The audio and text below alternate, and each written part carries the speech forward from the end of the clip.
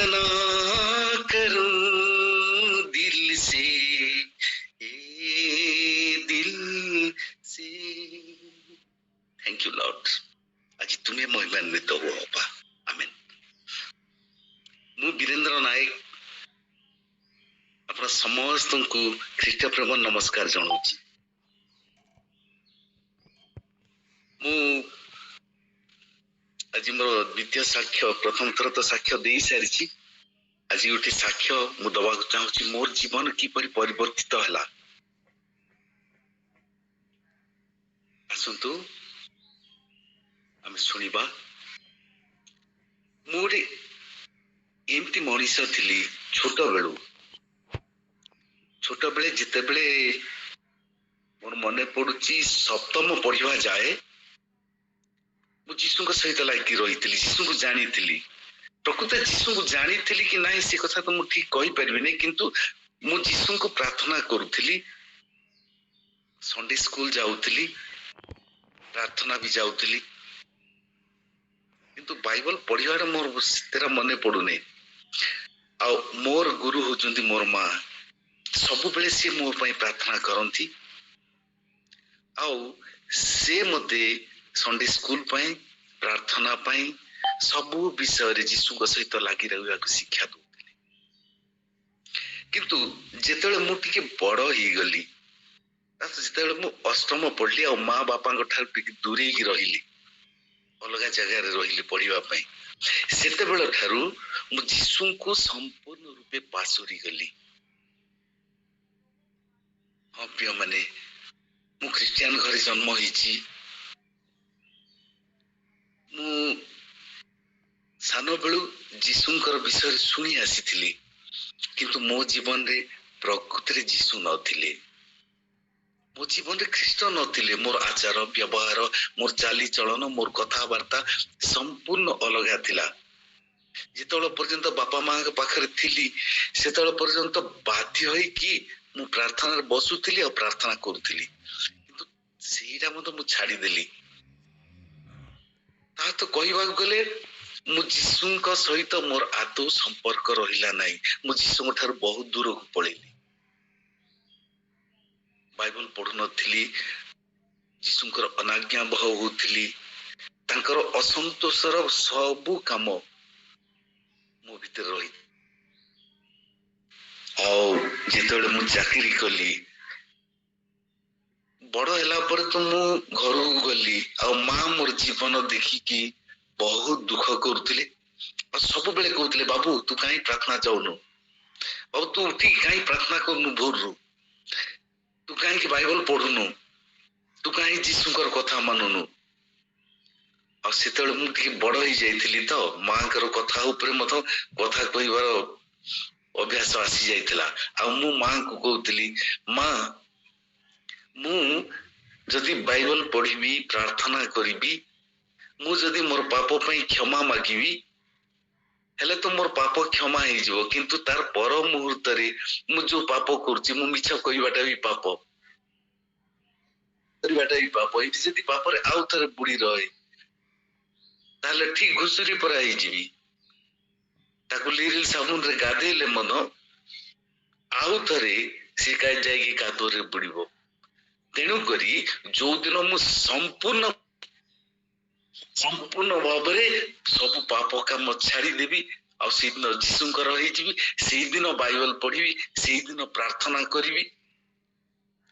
चली गला दिन पर दिन। माँ मो पाई सब बेले प्रार्थना करुचंती। वर्ष पर वर्ष चली गला। मु चाकरी कली।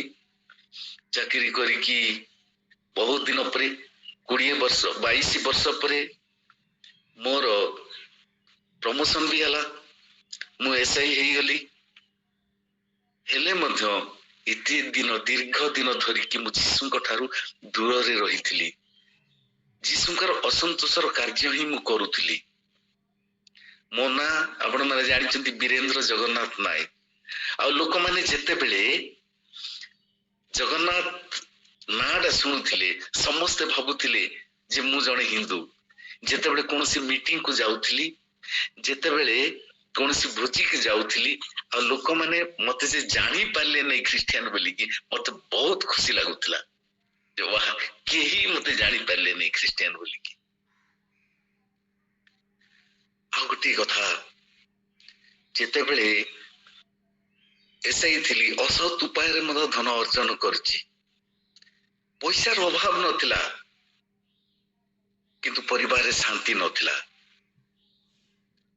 ପ୍ରତ୍ୟେକ ମାସରେ ମୋ 4ଟା ଝିଅ, ପ୍ରତ୍ୟେକ ମାସରେ 4ଟା ଝିଅ ଭିତରୁ କାହାର ଆଉ ଆମ 2 ଜଣଙ୍କ ଭିତରେ ଏମିତି ଆମ ସମସ୍ତଙ୍କ ଭିତରେ ରୋଗ ଲାଗି ରହିଥିଲା। କାହାକୁ ଜ୍ୱର, କାହାକୁ ମୁଣ୍ଡ ବଥା, କାହାକୁ ପେଟ ବଥା। ଏଇ ମୋର ଯେତେ ଅସତ୍ ଉପାୟରେ ଅର୍ଜନ କରିଥିବା ପଇସା ଏ ଖ୍ରୀଷ୍ଟିଆନ ହସ୍ପିଟାଲକୁ ହିଁ ଆମେ ଦେଇଛୁ। ବେଳେ ବେଳେ ଏମିତି ହଉଥିଲା ମାସ ଶେଷରେ ଡାଲି କିଣିବାକୁ ବି ପଇସା ରହୁନଥିଲା। ତାହେଲେ ସେଇ ଅସତ୍ ଉପାୟର ଧନ ଅର୍ଜନ କରିବାର ଲାଭ କଣ? ଈଶ୍ୱରଙ୍କର ଅନୁଗ୍ରହ ନଥିଲା ଆମ ଉପରେ। କିନ୍ତୁ ଧନ୍ୟବାଦ ଦେବି ମୁଁ ମାଷ୍ଟର ସୁଆଲ ସିଂଙ୍କୁ, ଆଶିଷ ସୁଆଲ ସିଂ ଭାଇଙ୍କୁ। ଭାଇ ଯଦି ଶୁଣୁଛନ୍ତି ବହୁତ ବହୁତ ଧନ୍ୟବାଦ, ଆପଣ ମତେ ଯୀଶୁଙ୍କ ପାଖକୁ ଆଣିଛନ୍ତି। ତାପରେ ଏସଆଇ ରୁ କେତେ ବର୍ଷ ପାଇଁ ମୁଁ ହେଡମାଷ୍ଟର ହେଇକି ଗୋଟେ ସ୍କୁଲକୁ ଗଲି। ଆଉ ଯେତେବେଳେ ସେଇ ସ୍କୁଲକୁ ଗଲି, ସେଇ ସ୍କୁଲରେ ହିଁ ମୁଁ ରହୁଥିଲି। ଆଉ ସେଇ ଗାଁରେ ଆଶିଷ ସୁଆଲ ସିଂ ଆଜ୍ଞା ପାଷ୍ଟର ଥିଲେ। ଆଉ ସ୍କୁଲରୁ ଯେତେବେଳେ ମୁଁ ବାହାରିକି ଯାଏ କୋସାଙ୍ଗବୁଡା ଯିବା ପାଇଁ, ରାସ୍ତାରେ ଚର୍ଚ୍ଚ ଆଉ ଚର୍ଚ୍ଚ ପାଖରେ ଲାଗିକି ତାଙ୍କର ଘର। ଆଉ ସିଏ ମତେ ଦେଖିକି ମତେ ସବୁବେଳେ କହନ୍ତି ଆଜ୍ଞା ନମସ୍କାର। ହେଲେ ମୁଁ ତାଙ୍କୁ ନମସ୍କାର ନମସ୍କାର ଆଜ୍ଞା, ମୁଁ ଆଉ ଗାଡି ରଖେ ନାହିଁ, ସିଧା ନମସ୍କାର ଆଜ୍ଞା, ଅର୍ଜେଣ୍ଟ କାମ ଅଛି ମୁଁ ଆସୁଛି। କାରଣ ମୁଁ ଭାବେ ସବୁବେଳେ, ମୋର ଗୋଟେ ଧାରଣା ଥିଲା ଯେ ପାଷ୍ଟର ମାନେ ଅଭାବୀ, ପାଷ୍ଟର ମାନେ ପଇସା ମାଗନ୍ତି, ପ୍ରାର୍ଥନା କରିଦେଇକି ସମ୍ପର୍କ ରଖିକି ତାପରେ ପଇସା ମାଗନ୍ତି, ମୋର ଏଇ ଧାରଣା। ଆଉ ସେଥିପାଇଁ ମୁଁ ତାଙ୍କ ପାଖରେ ନ ରହିକି ସିଧା ସବୁବେଳେ ପଳଉଥିଲି। ଗୋଟେ ଦିନ ଏମିତି ହେଲା, ବହୁତ ଦିନ ପରେ, ଯେ ସେ ରାସ୍ତା ଉପରେ ଥିଲେ ଆଉ କହିଲେ ଆଜ୍ଞା ନମସ୍କାର। ମୁଁ କହିଲି ନମସ୍କାର ଆଜ୍ଞା, ଗୋଟେ ଅର୍ଜେଣ୍ଟ କାମ ଅଛି ମୁଁ ଆସୁଛି। ସେ କହିଲେ ଆଜ୍ଞା ଗୋଟେ ସେକେଣ୍ଡ ମାନେ ତ ରହିବାକୁ ବାଧ୍ୟ। ରହିଲି ମୁଁ, କଣ ହେଲା ଆଜ୍ଞା? ମୁଁ ମନେ ମନେ ଭାବୁଛି ଆଜି ଧରା ପଡିଗଲି। କିନ୍ତୁ ସେ କହିଲେ ଆଜ୍ଞା ଗୋଟେ ରିକ୍ୱେଷ୍ଟ ଥିଲା। ମୁଁ ଭାବିଲି ହଁ ଆରମ୍ଭ ହେଲା ଆଉ। ତାପରେ ମୁଁ ଶୁଣିଲି ଯେ ସିଏ ମତେ କହିଲେ ଆଜ୍ଞା ଯଦି ଆପଣ ରହୁଛନ୍ତି ମାନେ ଆଜି ଆମ ଘରେ ଖାଇବେ ସାର୍ ସନ୍ଧ୍ୟାକୁ। ମତେ ଆଶ୍ଚର୍ଯ୍ୟ ଲାଗିଲା, ଖାଇବାକୁ ଡାକୁଛନ୍ତି, ହଁ ଠିକ ଅଛି ଆଜ୍ଞା, ଆଉ ଏବେ କାଳେ କହିଦେବେ ପଇସା ପାଇଁ, ଠିକ ଅଛି ଆଜ୍ଞା ମୁଁ ଆସୁଛି ବୋଲି ପଳେଇଲି।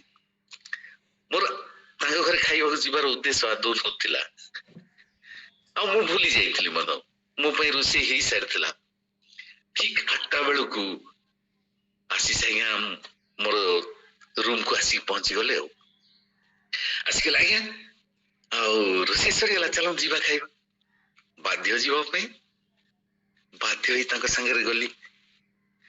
ତାଙ୍କ ଘରକୁ ଗଲା ପରେ ସିଏ କହିଲେ ଆଜ୍ଞା ଟିକେ ପ୍ରାର୍ଥନା କରିଦବା, ଆଜ୍ଞାଙ୍କର ଷ୍ଟାଇଲ ସେଇଟା, ଟିକେ କରିଦବା, ଅଳ୍ପ ସମୟ ପ୍ରାର୍ଥନା କରିଦବା। ତାପରେ ତାଙ୍କର ବାଟରୁ ଚର୍ଚ୍ଚକୁ ଗୋଟେ ବାଟ ଅଛି, ଗୋଟେ କବାଟ ଅଛି, ସେ କବାଟ ଖୋଲିକି ଆମେ ଚର୍ଚ୍ଚ ଭିତରକୁ ଗଲୁ। ସେଇଠି ମସିଣା ପକା ହେଲା, ସେଇଠି ଆମେ ବସିଲୁ, ଜଷ୍ଟ ଗୋଟେ ଗୀତ, ତାପରେ ଟିକେ ବାଇବଲ ପଢିକି ଛୋଟିଆ ମେସେଜ ଗୋଟେ ଦେଲେ। ତାଙ୍କର ସବୁ ଯାକ ଛୋଟ ଛୋଟ ହେଲେ ଛୋଟିଆ ମେସେଜ ଟେ ଦେଲେ, ତାପରେ ପ୍ରାର୍ଥନା କଲେ। ବାସ୍ ତାପରେ ଚାଲନ୍ତୁ ଖାଇବା, ଗଲୁ ଖାଇଲୁ। ଖାଇ ସାରିଲା ପରେ ଯେତେବେଳେ ମୁଁ ଯିବାକୁ ବାହାରିଲି, ମୁଁ ଭାବୁଛି ଯେ ଖାଇସାରିଲା ପରେ କହିବେ, ପଇସା ପାଇଁ କହିବେ, ନାହିଁ କହିଲେ ନାହିଁ। ତାପରେ ଯେତେବେଳେ ମୁଁ ବାହାରିଲି ଆଜ୍ଞା ମୁଁ ଆସୁଛି, ସେ କହିଲେ ଚାଲନ୍ତୁ ଆଜ୍ଞା ମୁଁ ଛାଡିଦେବି ଆପଣଙ୍କ ରୁମ ଯାଏ। ମୁଁ କହିଲି ନାଇଁ ନାଇଁ ମୁଁ ପଳେଇବି, ପାଖଟା ତ। ହେଲେ ମଧ୍ୟ ସିଏ ନାଇଁ ନାଇଁ ଚାଲନ୍ତୁ ମୁଁ ନେଇକି ଛାଡିକି ଆସିବି। ଗେଟ୍ ପର୍ଯ୍ୟନ୍ତ ଆସିଲେ, ମୁଁ ଭାବୁଛି ଏବେ କହିବେ, କିନ୍ତୁ ଗେଟ୍ ପହଞ୍ଚି ଗଲୁ, କଥା ହେଇ ସିଏ କହୁନାହାନ୍ତି। ସେଇଠୁ ମୁଁ ବିଦାୟ ନେଇକି ଭିତରକୁ ଯିବାକୁ ବାହାରିଲି, ସିଏ କହୁନାହାନ୍ତି। मते आश्चर्य लगिला कि केंत पास्टर किछि कहनांती। तापर मो रूम को गली सोइली एमती चलला। जेते बेले मु क्लास रे अछि जेते बेले मु ऑफिस रे बसिछि हठात से पहुंची जानती मो पाकू आज्ञा किछि कथा बार्ता नै आज्ञा नमस्कार गोटे मिनिट प्रार्थना करवा मो पई गोटे 2 मिनिट प्रार्थना करती ठीक अछि आज्ञा मु आसुछि। मते आश्चर्य लागे एटा गोटे पास्टर मान का भीतर गोटे अलगा पास्टर एटा।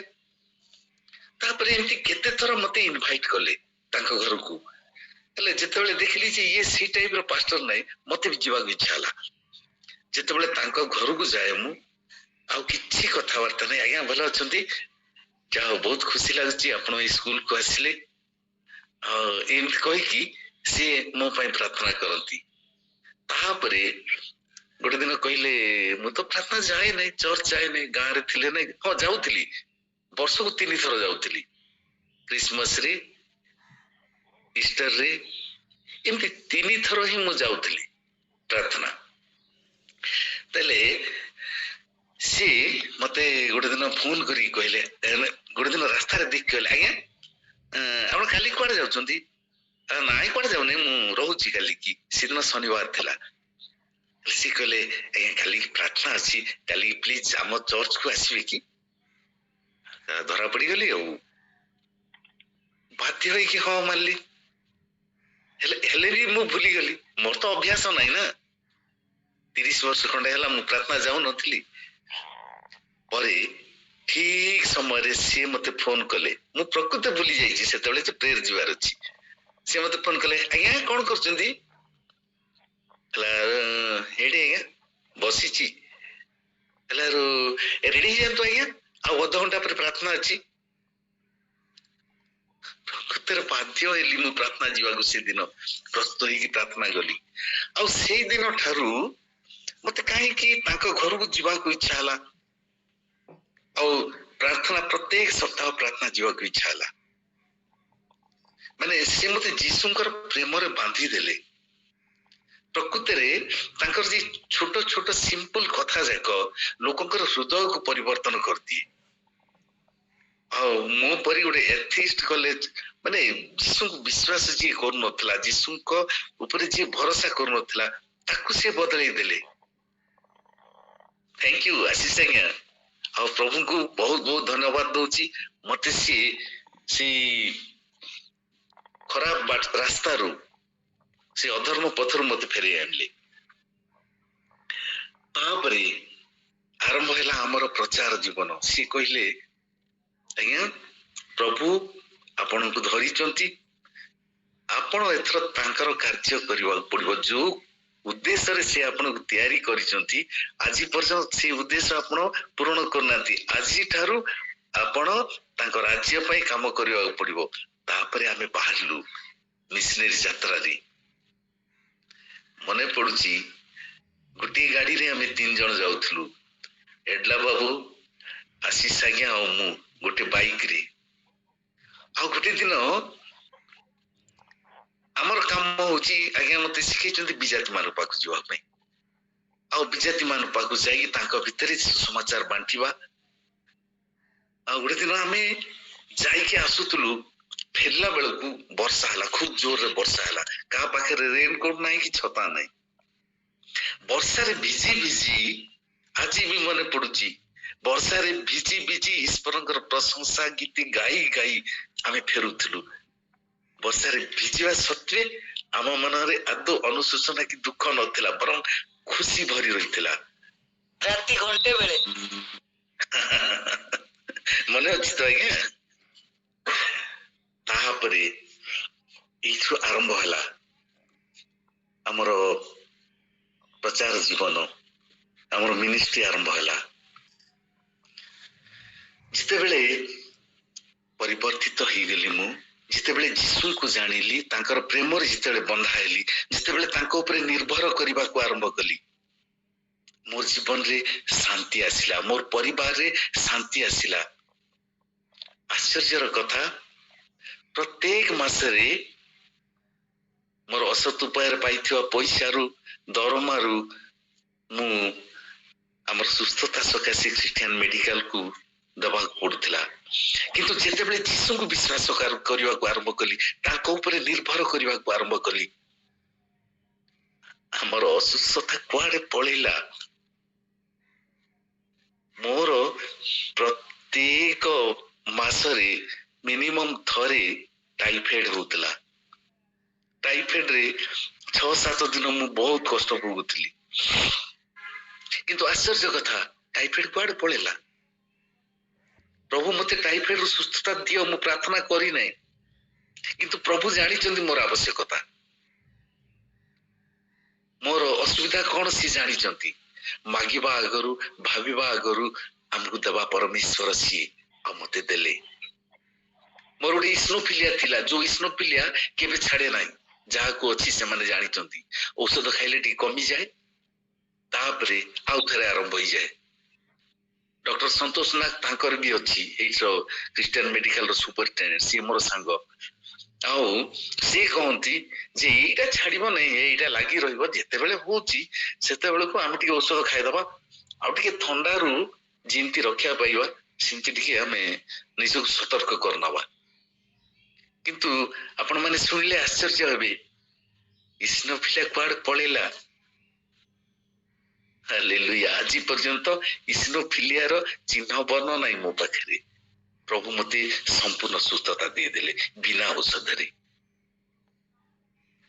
ପରିବର୍ତ୍ତନ ଜୀବନରେ ଶକ୍ତି ଅଛି, ପରିବର୍ତ୍ତିତ ଜୀବନରେ ଶାନ୍ତି ଅଛି, ପରିବର୍ତ୍ତିତ ଜୀବନରେ ପ୍ରାଚୁର୍ଯ୍ୟ ଅଛି। 16 ବର୍ଷ ତଳେ ପ୍ରକୃତରେ ମୁଁ ଯୀଶୁଙ୍କୁ ଜାଣିଲି, ତାଙ୍କୁ ଗ୍ରହଣ କଲି, ତାଙ୍କୁ ପ୍ରେମ କରିବାକୁ ଆରମ୍ଭ କଲି, ଆଉ ସେ ମତେ ସାମର୍ଥ୍ୟ ପ୍ରଦାନ କଲେ। 65 ବର୍ଷ ବୟସ ମୋର, 65 ପୁରିଲା, 66 ଆରମ୍ଭ ହେଲା। 66 ଆରମ୍ଭ ନୁହେଁ, 6 ମାସ ହେଇଗଲାଣି। 66 ବର୍ଷ ବୟସରେ ମଧ୍ୟ ପ୍ରଭୁ ମତେ ଶକ୍ତି ଦେଇଛନ୍ତି। କଟକ ଯାଏ ମୁଁ ନିଜେ ଡ୍ରାଇଭ କରିକି ଯାଇପାରୁଛି, ରାତି ଅଧେ ପର୍ଯ୍ୟନ୍ତ ବାହାରେ ରହି ପ୍ରଚାର କରିକି ମୁଁ ଫେରି ପାରୁଛି ଏକୁଟିଆ, କାରଣ ସେ ମୋ ଭିତରେ ଅଛନ୍ତି। ଗୋଟିଏ କଥା ମୁଁ ସବୁବେଳେ ଆପଣ ମାନଙ୍କୁ ବି କହେ ଯେ ପ୍ରଭୁ ଯୀଶୁ ଆମ ଭିତରେ ଅଛନ୍ତି, ସେ ଆମର ବଳ, ସେ ଆମର ଶକ୍ତି, ଆରୋଗ୍ୟ ତାଙ୍କ ଭିତରେ ଅଛି, ସୁସ୍ଥତା। କୌଣସି ରୋଗ ଆମର କିଛି କରିପାରିବ ନାହିଁ ଯଦି ଯୀଶୁ ଆମ ଭିତରେ ଅଛନ୍ତି। କୌଣସି ଅଭାବ, କୌଣସି ବିପଦ ଆମର କୌଣସି କ୍ଷତି କରିପାରିବ ନାହିଁ। ମତେ ଡେରି ହେଇଗଲା, ଆଉ ଗୋଟେ 5 ମିନିଟ। ପ୍ରଭୁ ତାଙ୍କର ଶକ୍ତି ମତେ ପ୍ରଦାନ କରିଛନ୍ତି, ପ୍ରଦାନ କରିଛନ୍ତି କହିବାଟା ତ ଭୁଲ ହବ। ସେ ମୋ ଭିତରେ ଅଛନ୍ତି, ଆଉ ମୋର ଶରୀରକୁ, ମୋର ମନକୁ, ମୋର ହୃଦୟକୁ ବ୍ୟବହାର କରିକି ତାଙ୍କର ସାମର୍ଥ୍ୟ, ତାଙ୍କର ଶକ୍ତିକୁ ସେ ପ୍ରଦର୍ଶନ କରୁଛନ୍ତି। ଆଉ ପ୍ରଭୁ କହିଛନ୍ତି ନା, ଶିଷ୍ୟ ମାନଙ୍କୁ କହିଲେ ଯାଅ, ପୀଡ଼ିତ ମାନଙ୍କୁ ସୁସ୍ଥ କର, ଭୂତ ମାନଙ୍କୁ ଛଡାଅ। ସେ ବ୍ୟବହାର କରୁଛନ୍ତି ପ୍ରିୟ ମାନେ, ସେ ମୋର ଶରୀରକୁ ବ୍ୟବହାର କରୁଛନ୍ତି। ଭୂତ ମାନେ ଭୟ କରୁଛନ୍ତି ଯେତେବେଳେ ମୁଁ ଯାଉଛି, କାରଣ ମୋ ସହିତ ମୁଁ ତ ଯାଉନି, ମୋ ଭିତରେ ଥିବା ଯୀଶୁ ତାଙ୍କ ପାଖକୁ ଯାଉଛନ୍ତି, ଆଉ ସେତେବେଳେ ସେମାନେ ଭୟଗ୍ରସ୍ତ ହଉଛନ୍ତି। ମୋର ମନେ ପଡୁଛି ସେମଳା ଗାଁର ଗୋଟେ ଝିଅ, ହିନ୍ଦୁ ଝିଅ, ବତ୍ରା ଝିଅ, ସିଏ ସେମଳିଗୁଡା ହଷ୍ଟେଲରେ ରହିକି ପାଠ ପଢୁଛି। ଆଉ ସେମଳିଗୁଡା ହଷ୍ଟେଲରେ ଥିଲା ବେଳକୁ ତାକୁ ଗୋଟେ ଏମିତି ଭୂତ ଲାଗିଗଲା ଯେ ସିଏ ଖାଲି କାନ୍ଦିବାକୁ ଆରମ୍ଭ କଲା, ଖାଲି କାନ୍ଦିଲା। ତାକୁ ଯାହା ପଚାରିଲେ ବି କୌଣସି ଆନ୍ସର ଦେଲା ନାହିଁ। ହଁ, ସେ ପେନ୍ ଆଉ କାଗଜ ମାଗୁଥିଲା, ଆଉ ଖାତାରେ କାଗଜ ଉପରେ ଲେଖି ଦଉଥିଲା ଉତ୍ତର, କିନ୍ତୁ ତା ପାଟି ଖୋଲୁ ନଥିଲା, କେବଳ ସେ କାନ୍ଦୁଥିଲା। ଆଉ ଯେତେବେଳେ ସେମାନେ ଚେଷ୍ଟା କଲେ, ପ୍ରାର୍ଥନା କଲେ ସେ ସ୍କୁଲରେ, ଖ୍ରୀଷ୍ଟିଆନ ସ୍କୁଲଟା, ଆଉ ଚେଷ୍ଟା କଲେ ହେଇପାରିଲାନି, ତା ବାପା ମାକୁ ଫୋନ କରିକି ଡକେଇକି ସେ ଝିଅକୁ ଘରକୁ ପଠେଇଦେଲେ। ଏଇଠି ଆସିଲା ପରେ ସେମାନେ ବହୁତ ଗୁଣିଆ କଲେ, ପୂଜା କଲେ, ସବୁ କଲେ। ତାପରେ କିଏ ଗୋଟେ ଆଡ୍ରେସ ଦେଲା, ମୋ ନମ୍ବର ଦେଲା, ମତେ ଫୋନ କରିକି ଡାକିଲେ। ଆଉ ଫୋନ କରିକି ଯେତେବେଳେ ଡାକିଲେ, ମୁଁ ତାଙ୍କୁ କହିଲି ଠିକ ଅଛି, ଆଉ ଆମେ ଆସୁଛୁ। ଯେତେବେଳେ ଆମେ ଆସୁଛୁ ବୋଲିକି ସେ ଲୋକ ସାଙ୍ଗେ ମୁଁ କଥା ହେଲି ଫୋନରେ, ଦେଖନ୍ତୁ ଭୂତର ଶକ୍ତି ଅଛି, ସେ ଜାଣିପାରେ, ସେ ବି ଜାଣିପାରେ। ଆଉ ସେ ଖାଲି ହାତ ହଲେଇକି ମନା କଲା, ନାଇଁ ନାଇଁ ନାଇଁ କରିକି ଯେମିତି ହଲାନ୍ତି ନାଇଁ ସେମିତି ହଲେଇକି ମନା କଲା। ହେଲେ ତା ବାପା କହିଲେ, ଆଜ୍ଞା ସେ ହାତ ହଲେଇକି ମନା କରୁଛି। ହେଲା, ହଉ ସିଏ ଡାକିଥାନ୍ତା କି, ସେ ମନା କରୁଛି ତ, ମନା କରୁ, ମୁଁ ଆସୁଛି। ତାପରେ ମୋର ଗୋଟେ ସାଙ୍ଗ ଅଛନ୍ତି ଭାଇ ଦିୱାନ ଖୋସଲା, ତାଙ୍କ ସହିତ ଆମେ ବାହାରିଲୁ ସେମଳା ଯିବା ପାଇଁ। ଅଧା ରାସ୍ତାକୁ ହେଇଛୁ, ସେମାନେ ଯାହା କହିଲେ, ସେ ଝିଅ ଉଠିକି ଯାଇକି ଘର ଭିତରେ ଯାଇକି ଶୋଇ ପଡିଲା କାନ୍ଥ ଆଡେ ମୁହଁ କରିକି। ଆମେ ଯେତେବେଳେ ପହଞ୍ଚିଲୁ ସେତେବେଳେ କହିଲେ, ଆଜ୍ଞା ଘର ଭିତରେ ପଳେଇଲା, ଆଜ୍ଞା ଯାଇକି ଶୋଇଛି, କାନ୍ଥ ଆଡେ ମୁହଁ କରି ଶୋଇଛି। ମୁଁ ଯାଇକି ତାକୁ ଡାକିଲି, ଡାକିଲା ପରେ ମଧ୍ୟ ଏତେ ଡାକିବା ସତ୍ତ୍ୱେ ସିଏ ଉଁଚୁ କଲା ନାହିଁ, ଆନ୍ସାର ଦେଲା ନାହିଁ। ତାପରେ ମୁଁ କହିଲି, ଆଚ୍ଛା ଆଚ୍ଛା ଠିକ ଅଛି, ରଙ୍ଗ ଦେଖାଉଛୁ ତ, ଯେତେ ରଙ୍ଗ ଦେଖେଇବା କଥା ତତେ 2 ମିନିଟ ସମୟ ଦଉଛି, ରଙ୍ଗ ଦେଖା, ୟା ପରେ ତୁ ଆଉ ଏଇଠି ରହିପାରିବୁ ନାହିଁ। ତାପରେ ସିଏ କହିଲା, ମୁଁ କୁଆଡେ ଯିବି ତ, ପାଟି ଖୋଲିଲା। ତାପରେ ଯୁଆଡୁ ଆସିଛୁ ତୁ ସିଆଡେ ଯିବୁ। ତାପରେ ତା ପାଇଁ ପ୍ରାର୍ଥନା କଲୁ, ଆଉ ଥରେ ସେ ଶୋଇ ପଡିଲା। ତାପରେ ତା ପାଇଁ ପ୍ରାର୍ଥନା କଲୁ। ପ୍ରାର୍ଥନା କଲା ବେଳକୁ କାନ୍ଦ ଆରମ୍ଭ ହେଇଗଲା, ଏତେ ଜୋରରେ କାନ୍ଦିଲା, ବହୁତ ଜୋରରେ କାନ୍ଦିଲା। କାନ୍ଦିଲା ଯେତେବେଳେ ପ୍ରାର୍ଥନା ସରିଲା, ପରେ ତା ନାଁ ଧରି ଯେତେବେଳେ ଡାକିଲି, ସିଏ ଉଠିକି ବସିଲା। ତାକୁ ମୁଁ କହିଲି, ପ୍ରଭୁ ତତେ ସୁସ୍ଥତା ଦେଇଛନ୍ତି, ତୁ ପୁରାପୁରି ସୁସ୍ଥ ଅଛୁ, ଚାଲ ବାହାରକୁ ଯିବା। ମୋର କଥା ମାନିଲା ସିଏ, ଆଉ ବାହାରକୁ ଗଲା। ତାକୁ ପଚାରିଲି ସବୁ ବିଷୟ, ସବୁ ଫ୍ଲୁଏଣ୍ଟଲି କଥା ହେଲା। ତାପରେ ତା ସହିତ ଆଉ ତାର ବାପାଙ୍କ ସହିତ ଆମେ 4 ଜଣ ମିଶିକି ବାହାରିଲୁ। ଗୋଟେ 1/2 କିଲୋମିଟର ଚାଲିକି ଗଲୁ। ସେଇ ସମୟରେ ତାର ସାକ୍ଷ୍ୟ ମୁଁ ନେଲି, ଆଉ ସିଏ ସମ୍ପୂର୍ଣ୍ଣ ସୁସ୍ଥ ଥିବା କଥା ସିଏ ଜଣେଇଲା, ଭୂତ ଛାଡିକି କୁଆଡେ ପଳେଇଲା। ପ୍ରିୟ ମାନେ, ଯେତେବେଳେ ଯୀଶୁ ଆମ ଭିତରେ ରହନ୍ତି, ସେ ଆମର ଶରୀରକୁ, ଆମର ଅଙ୍ଗ ପ୍ରତ୍ୟଙ୍ଗକୁ ସେ ବ୍ୟବହାର କରନ୍ତି। ସେଥିପାଇଁ ରୋମିଓ 6:13 ଘରେ ପଢିବେ ପରେ। ଆଉ ଆଜି ପର୍ଯ୍ୟନ୍ତ ପ୍ରଭୁ ମତେ ବ୍ୟବହାର କରୁଛନ୍ତି। ଆଜି ପର୍ଯ୍ୟନ୍ତ 13ଟା ପାରାଲିସିସ୍ ରୋଗୀକୁ ସେ ସୁସ୍ଥ କରିସାରିଛନ୍ତି। ସାମର୍ଥ୍ୟ ତାଙ୍କର, ଶକ୍ତି ତାଙ୍କର, ସୁସ୍ଥତା ତାଙ୍କର। ଶରୀର କେବଳ ମୋର କହିବା ତ ଭୁଲ ହବ, ଏଇ ଶରୀର ଭିତରେ ସେ ବି ଅଛନ୍ତି, ଏଇ ଶରୀର ତାଙ୍କର ବି ଅଟେ। ପ୍ରଭୁ ମତେ ବ୍ୟବହାର କରୁଛନ୍ତି, ମତେ ପରିବର୍ତ୍ତିତ କରିଛନ୍ତି, ମତେ ତାଙ୍କର କରିଛନ୍ତି। ଆଉ ସେଥିପାଇଁ ମୁଁ ପ୍ରଭୁଙ୍କୁ ବହୁତ ବହୁତ ଧନ୍ୟବାଦ ଦଉଛି, ଆଉ ପ୍ରାର୍ଥନା ଅନୁରୋଧ କରୁଛି, ସବୁବେଳେ ଯୀଶୁଙ୍କର ସନ୍ତୋଷର ପାତ୍ର ହୋଇ ରହିବାକୁ ମୋ ପାଇଁ ପ୍ରାର୍ଥନା କରନ୍ତୁ। ଶୈତାନ ପ୍ରତ୍ୟେକ ପ୍ରଲୋଭନରୁ ଦୂରେଇ ରହିବାକୁ ପବିତ୍ର ଆତ୍ମାଙ୍କର ସାହାଯ୍ୟ ସକାଶେ ପ୍ରାର୍ଥନା କରନ୍ତୁ। ମୋ ଜୀବନରେ ଆତ୍ମାଙ୍କର ଫଳ ପ୍ରଚୁର ଫଳିବା ପାଇଁ, ଯେପରି ମୁଁ ସମ୍ପୂର୍ଣ୍ଣ ରୂପେ ମୋର ଶରୀରକୁ ପ୍ରଭୁଙ୍କ ହାତରେ ସମର୍ପଣ କରିବାକୁ ସମର୍ଥ ହୁଏ, ସେଥିପାଇଁ ପ୍ରାର୍ଥନା କରନ୍ତୁ। ପାଷ୍ଟର ଆଶିଷ ୱାଲସିଂ ଆଜ୍ଞାଙ୍କୁ ପ୍ରଚୁର ଆଶୀର୍ବାଦ କରନ୍ତୁ, ଆଉ ଆହୁରି ମାଇଟିଲି ତାଙ୍କୁ ତାଙ୍କ ରାଜ୍ୟ ସକାଶେ ବ୍ୟବହାର କରିବା ପାଇଁ ପ୍ରାର୍ଥନା କରନ୍ତୁ। ଆମେନ୍, ଏଇ ଆମେନ୍, ସାକ୍ଷ୍ୟ ଦେଇ ପ୍ରଭୁ ମହିମାନ୍ୱିତ ହୁଅନ୍ତୁ। ଆମେନ୍, ଆମେନ୍।